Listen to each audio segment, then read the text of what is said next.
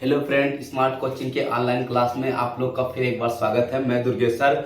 जैसा कि मैंने आपको बहुत दिन से बताया था, सूचना दिया था कि 15 तारीख से हम लोग का नया बैच चलेगा ऑफलाइन और ऑनलाइन में, ठीक है। तो मैंने वैसे ही किया, हम लोग की नीतियां जो बनी हम और बच्चों के साथ में, तो ठीक है, हम लोग उस चीज को किया। नया बैच हमने आज स्टार्ट कर दिया, ठीक है। सुबह से सारे क्लास ऑफलाइन क्लास में आपके चारों पांचों कोचिंग में जितने भी हैं, ठीक है, सब में क्या चल रहा है, आपका शुरू से बैच स्टार्ट हो गया, ठीक है। मैंने सिलेबस लगवा के आपको सही से समझा दिया कि कैसे कैसे नीतियां हम लोग की है, क्या रणनीति है, कैसे हम लोग पढ़ाएंगे, कैसे क्या है। हमने क्लास में हर बच्चों को मैंने बता दिया, ठीक है। कब टेस्ट होगा, कैसे टेस्ट होगा, कैसे हम लोग उसको कवर करेंगे, सारी चीजें मैंने आपको एक एक पॉइंट को समझा दिया। फिर अब हम आगे ऑनलाइन में, ठीक है। अब हम अपने ऑनलाइन ऑफलाइन बच्चों के बाद अब ऑनलाइन बच्चों से फिर किया हुआ वादा को पूरा करने जा रहे हैं। हम आज से शुरू करने जा रहे हैं नंबर सिस्टम। पूरे आपके सिलेबस को मैं कंप्लीट करूंगा, वो भी 5 महीने के अंदर, ठीक है। 5 महीने के अंदर आपको पूरे सिलेबस को कंप्लीट करूंगा। जो ऑफलाइन में आपको बताऊंगा वही 2-3 दिन के आगे पीछे कवर में आपको ऑनलाइन भी क्लास में बताऊंगा। आप ऑफलाइन में भी जो बच्चे पढ़ रहे होंगे, अगर वो ऑनलाइन में आना चाहते हैं तो ऑनलाइन क्लास लेके अपना रिवीजन कर सकते हैं। जो पॉइंट हमसे वहां पे छुट्टी होगी, आप नहीं पढ़ पाए होंगे, उसको आप ऑनलाइन में भी अच्छे से पढ़ सकते हैं। मेरी बात को फिर समझना, मैं आपकी जो नीतियां मैंने आपको ऑफलाइन को बताया वही ऑनलाइन में बता रहा हूं कि आप हमारे साथ लगे रहेंगे तो मैं आपको मैथ और रीजनिंग का दोनों क्लास लूंगा, ठीक है। बस रीजन क्या है कि आपकी 2-3 दिन क्लासेस थोड़ा सा मिस होने वाली है, 2 दिन या 1 दिन, ठीक है। तो उसको थोड़ा सा आप उस कवर करना। हो सकती है कल की क्लास हम ना ले पाए, कल या परसों की कुछ आपकी दिक्कतें मैंने बता दिया कि माता जी का दिक्कतें हैं जो कि हमको बेचू जाना है, तो इसीलिए हम लोग थोड़ा सा क्लास से 1-2 दिन नहीं ले पाएंगे। उसके बाद आपकी फिर क्लास कंटिन्यू रखेंगे। फिर आपका 1 दिन क्लास शायद मिस हो, जिस दिन माता जी का ऑपरेशन है 22 तारीख को। उसके बाद मैं क्लास आपको फिर कंटिन्यू रखूंगा और टारगेट को मैं क्या करूंगा, आपको हमेशा उस टारगेट को परचेज करने के लिए हम लोग तत्पर रहेंगे और उसको आपको हम वहां तक पहुंचाएंगे जहां तक आप सोच रहे हैं, ठीक है। और हम लोग क्वेश्चन को समझते हैं। सबसे पहले हम लोग क्या पढ़ेंगे, संख्या पद्धति, नंबर सिस्टम हम स्टार्ट करने जा रहे हैं। आपका क्या, आपका संख्या पद्धति, सही से समझना, संख्या पद्धति। अब मेरी बात को एक बार गौर से समझना आप लोग। संख्या पद्धति में नंबर सिस्टम में हमको पढ़ना क्या है, थोड़ा आपको दिख नहीं रहा होगा, ठीक है। तो देखना, हम नीचे लिख दे रहे हैं, आपको समझना मेरी बात को। संख्या पद्धति में आपको यहां पे चैप्टर का नाम क्या है, आपका संख्या पद्धति। समझना सही से, हम समझाना क्या चाह रहे हैं, कहना क्या चाह रहे हैं, पहले आप अच्छे से सारी चीज को समझना। एक एक पॉइंट करके मैं आपको समझाऊंगा, पहले आप ध्यान से समझना। देखना, एक होती है संख्या रेखा। ये क्या होता है, एक संख्या रेखा होती है। इस संख्या रेखा पे सारे अंक होते दिए होते हैं। इसके सेंटर में होता है 0। इसको इधर होता है क्या, दाएं, और इधर क्या होता है आपका बाएं, ठीक है। आपका 0 के दाहिने तरफ जो होता है आपका धनात्मक संख्या होती है, जैसे 1 हो गया, 2 हो गया, 3 हो गया, 4 हो गया, डॉट डॉट आपका इनफाइनाइट हो गया, ठीक। और 0 के बाएं तरफ क्या होता है, आपका ऋणात्मक संख्या होती है, जैसे -1 हो गया, -2 हो गया, -3 हो गया, -4 हो गया, डॉट डॉट इनफाइनाइट, अनंत हो गया। ये आपकी क्या है, संख्या रेखा है, ठीक है। संख्या रेखा पर देखना, 0 के इधर क्या होता है, आपका ऋणात्मक संख्या होती है, इधर धनात्मक संख्या होती है। इन सभी ऋणात्मक और धनात्मक संख्या और 0 के संयोग को क्या बोलते हैं हम लोग, क्या बोलते हैं, पूर्णांक बोलते हैं। धनात्मक संख्या हो या ऋणात्मक संख्या हो, सबको क्या बोलेंगे हम लोग, पूर्णांक। देखना, क्लियर आपको आ रहा होगा, कोई दिक्कत किसी को नहीं ना, वॉइस अच्छी जा रही ना, वॉइस किसी को प्रॉब्लम हो तो बताओ, नहीं ना। आप एक बार कमेंट देखते रहते हैं, आप समझना, आपका यहाँ पे वॉइस जा रही, ठीक है। अब मेरी बात को समझना, देखना, ये संख्या रेखा पर 0 प्लस संख्याओं माइनस संख्याओं के आपके योग मतलब समूह को या समुच्चय को, समुच्चय का मतलब होता है समूह, ठीक है, को हम लोग पूर्णांक बोलते हैं। इधर ऋणात्मक संख्या होती है, इधर धनात्मक संख्या होती है। आते हैं जो ऋणात्मक संख्या में, पहले इधर की संख्याओं को देखते हैं कैसे क्या इसे सीखना है। तो अगर आपसे पूछता है सबसे बड़ी ऋणात्मक संख्या, तो आपका क्या होता है, -1 होती है, ठीक है, फिर मेरी बात समझना, संख्या रेखा पर आपका बाएं से दाहिने जाने पर उसके मान में क्या होता है, वृद्धि होता है। संख्या रेखा पर बाएं से दाएं जाएंगे तो उसके मान में क्या होगा, वृद्धि होगा। जैसे देखना -4 से बड़ा -3 है, -3 से बड़ा -2 है, -2 से बड़ा माइनस आपका 1 है। समझ पा रहे बात ना। तो आपका ऋणात्मक संख्याएं, बड़ी संख्या छोटी होती है, छोटी संख्या बड़ी होती है, इसीलिए आपका हमेशा संख्या रेखा पर बाएं से दाहिने जाने पर संख्या के मान में वृद्धि होती है। ठीक है, इधर बढ़ेंगे तो आपका बढ़ता अंक जाएगा। 0 से आपका छोटा -1 है, -1 से बड़ा 0 है। समझ पा रहे बात ना इस चीज को। फिर मेरी बात यहाँ पे देखना, आपका सबसे छोटी ऋणात्मक संख्या आपका अनंत होती है, सबसे बड़ी ऋणात्मक संख्या क्या होती है, 1 होती है। सबसे छोटी जो छोटी ऋणात्मक संख्या होती है वो अनंत होती है। ठीक है, ऋणात्मक संख्या क्या होती है, अनंत होती है। और सबसे बड़ी ऋणात्मक संख्या जो होती है वो -1 होती है। बात समझ में आई। सबसे छोटी अनंत होती है, सबसे बड़ी -1 होती है।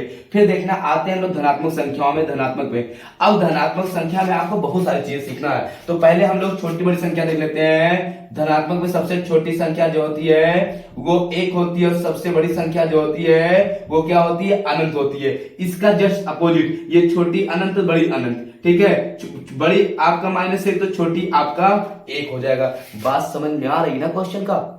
ठीक है, तो ये चीज आप समझ, संख्या रेखा पे जितनी संख्या है सब पूर्णांक है, इधर ऋणात्मक संख्या है, इधर धनात्मक संख्या है। ये छोटी संख्या अनंत होती है, बड़ी संख्या -1 होती है, छोटी संख्या 1 होती है, और बड़ी संख्या क्या होती है, अनंत होती है, इनफाइनाइट होती है।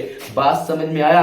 अब इसमें हम लोग देखते हैं आपका धनात्मक संख्याओं में क्या होता है। तो इधर 11 प्रकार की संख्या होती है। कितने प्रकार की होती है, 11 प्रकार की संख्या होती है। ठीक है, सबसे पहले हम लोग देखते हैं आपका यहाँ पे पहली जो संख्या होती है वो क्या होती है, वास्तविक संख्या होती है। क्या होती है, आपका वास्तविक संख्या होती है। ठीक है, पहले क्या आप पढ़ेंगे, वास्तविक संख्या। ठीक है, अब देखना, पहले वास्तविक संख्या में आपको देखना, पहले वास्तविक छोड़ के पहले हम लोग प्राकृतिक संख्या पढ़ लेते हैं। ठीक है, क्या पढ़ेंगे हम लोग, सबसे पहले प्राकृतिक संख्या। देखना क्या पढ़ेंगे हम लोग, सबसे पहले हम लोग पढ़ लेंगे प्राकृतिक संख्या। ठीक है, आपका प्राकृतिक संख्या। ठीक, सबसे पहले क्या पढ़ेंगे लोग, प्राकृतिक संख्या। अब प्राकृतिक संख्या में देखना क्या होता है, गिनती में प्रयोग की जाने वाली सभी संख्याओं को प्राकृतिक संख्या कहते हैं। गिनती में प्रयोग की जाने वाली सभी संख्याओं को क्या कहते हैं, प्राकृतिक संख्या कहते हैं, अर्थात नेचुरल नंबर कहते हैं। ठीक है, जैसे आपका क्या हो गया, 1 2 3 4 5 6 डाट डाट, ये सब क्या है, प्राकृतिक संख्या है। देखना, प्राकृतिक संख्या क्या होता है आपका, कि आपका गिनती में प्रयोग की जाने वाली सभी संख्याएं क्या होती है, आपकी प्राकृतिक संख्या होती है। बात समझ आया। अब मेरी बात समझना, इसको मिटा रहा हूं। ठीक है, प्राकृतिक संख्या आप लोग को समझ में आ रहा होगा। ठीक है, यहां पे देखना, एक एक पॉइंट को समझना। देखना प्राकृतिक संख्या क्या होती है आपका, यहां पे पहला पॉइंट जो है आपका क्या है, प्राकृतिक संख्या। प्राकृतिक संख्या, ठीक है, प्राकृतिक संख्या क्या होती है, गिनती में प्रयोग की जाने वाली आपका संख्याओं के समुच्चय को प्राकृतिक संख्या कहते हैं, अर्थात इसे कैपिटल एन से प्रदर्शित करते हैं। जैसे क्या होता है, 1 2 3 4 5 डाट डाट इनफाइनाइट, ये सब क्या है, आपकी प्राकृतिक संख्याएं हैं। ठीक है, अब आते हैं दूसरे पे, आपका पूर्ण संख्या। क्या होगा आपका, यहाँ पे पूर्ण संख्या। ठीक है, पूर्ण संख्या क्या होता है समझिए आप, तो आपके प्राकृतिक संख्याओं के समुच्चय में दिया है, आपका प्राकृतिक संख्याओं के समुच्चय में 0 को सम्मिलित कर देने से संख्याओं का जो समुच्चय बनता है उसे पूर्ण संख्या कहते हैं। उसे क्या कहते हैं, पूर्ण संख्या कहते हैं। तो आपका देखना, 1 2 3 4 5 6 डाट डाट इनफाइनाइट। ठीक है, इसमें अगर 0 को हम शामिल कर देंगे तो ये क्या हो जाएगा, आपका पूर्ण संख्या हो जाएगा। मतलब आपका क्या कहने का मतलब है कि प्राकृतिक संख्याओं के समुच्चय में यदि हम 0 को शामिल कर लेते हैं तो संख्याएं क्या होती है, पूर्ण संख्याएं हो जाती है। समझ पाए बात ना। सभी प्राकृतिक संख्याओं को हम पूर्ण संख्या बोल सकते हैं, बट सभी पूर्ण संख्याओं को प्राकृतिक संख्या हम नहीं बोल सकते। क्यों, क्योंकि 0 आपका एक पूर्ण संख्या है, ना कि प्राकृतिक संख्या है। तो सभी संख्याओं को हम लोग क्या बोल सकते हैं, प्राकृतिक संख्या को पूर्ण संख्या बोल सकते हैं, बट पूर्ण संख्या को प्राकृतिक संख्या में नहीं बोल सकते। ये बात समझ में आई? प्राकृतिक पूर्ण समझ में आया? अच्छा, सूत्र की बात है, प्राकृतिक का जो सूत्र होता है वो होता है n+1 बटे आपका 2, और पूर्ण का जो सूत्र होता है n-1 बटे आपका 2। ये हो गया पूर्ण का, ये हो गया प्राकृतिक संख्याओं के योगफल का सूत्र। ठीक, ये आपका पूर्ण का हो गया, ये किसका हो गया? प्राकृतिक संख्याओं के योग का सूत्र हो गया। ठीक है, आओ हम लोग अगले क्वेश्चन चलते, समझना मेरी बात को। अगली चीज को देखते हैं, प्राकृतिक का हो गया, आपका पूर्ण हो गया। अब आते हैं हम लोग सबसे पहले सम संख्या। सम संख्या को देखते हैं, देखना सम संख्या आपका जो दिया है, तीसरा आपका है सम संख्या। ठीक है, सम संख्या। देखना सम संख्या जो दिया है वो क्या कह रहा है? आपका कह रहा है आपका ऐसी, ठीक है, अब ऐसी संख्या या आपका कोई भी संख्या ले लीजिए, आपका 2 से विभाजित होने वाली प्राकृतिक संख्याओं के समुच्चय को सम संख्या कहते हैं। 2 से पूर्णता या 2 से विभाजित होने वाली या 2 से पूर्णता विभाजित होने वाली संख्याओं को सम संख्या कहते हैं। जैसे आपका देखना 2 हो गया, 4 हो गया, 6 हो गया, 8 हो गया, 10 डॉट डॉट इनफाइनाइट, ये सब क्या है? आपकी सम संख्याएं। अर्थात कहने का मतलब है कि 2 से पूर्णता विभाजित होने वाली संख्याओं को सम संख्या कहते हैं। 2 से पूर्णता विभाजित होने वाली संख्याओं को क्या बोलते हैं? सम संख्या बोलते हैं। ठीक है, अगला आपका आते हैं हम लोग, सम संख्या समझ में आ गया होगा। अब आते हैं हम लोग विषम संख्या। क्या आएंगे? हम लोग पढ़ेंगे विषम संख्या। देखना विषम संख्या क्या होता है, इसको समझते हैं। तो देखते हैं यहाँ पे दिया आपका विषम संख्या, 2 से पूर्णता विभाजित न होने वाली प्राकृतिक संख्याओं के समुच्चय को विषम संख्या कहते हैं। समुच्चय आपका फिर कह रहा अर्थात अथवा वे संख्याएं जो सम संख्या नहीं है उन्हें विषम संख्या कहते हैं। विषम संख्या किसे कहते हैं? आपका यहाँ पूरा नहीं दिया है। कहने का मतलब मेरा ये है कि ऐसी प्राकृतिक संख्या जो 2 से पूर्णता विभाजित हो जाए ना हो, वो क्या होती है? आपकी विषम संख्या होती है। ठीक है, तो आपका देखना सबसे छोटी विषम संख्या 1 होती है। 1, 3, 5 और 7 डॉट डॉट क्या है? अनंत। ये सब क्या आपकी विषम संख्या है। कोई दिक्कत किसी को? सम संख्या विषम संख्या समझ में आया? सम संख्या वे संख्याएं होती है जो 2 से पूर्णता विभाजित हो जाए। विषम संख्या क्या होती है? वे संख्या होती है जो 2 से पूर्णता विभाजित ना हो, वो सब क्या होती है? आपकी विषम संख्या होती है। इसको रफ करें हम, देखना आप समझना। हो गया, इतना तो आपको समझ में आ गया होगा। ठीक है, सम विषम प्राकृतिक संख्या क्या होती है, आपका सम संख्या क्या होता है, विषम क्या होता है, प्राकृतिक संख्या क्या होती है, पूर्ण संख्या क्या होती है, ये चीज आप लोग को समझ में अच्छे से आ गया होगा। ठीक है, हम बस करते हैं, फिर आपको नेक्स्ट क्लास मिलेंगे। ठीक है, आपकी क्लास की टाइमिंग हम कम से कम आपका 25 मिनट मैथ पढ़ाएंगे, 25 मिनट रीजनिंग पढ़ाएंगे।